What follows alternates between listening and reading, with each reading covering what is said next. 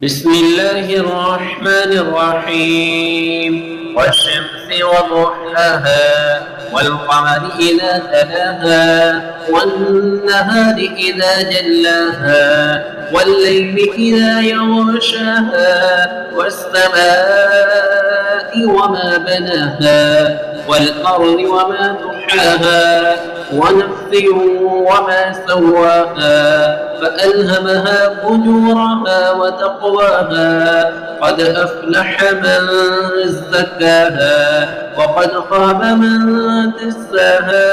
كذبت ثمود بتقواها إذ انبعث أشقاها فقال لهم رسول الله ناقة الله وسقياها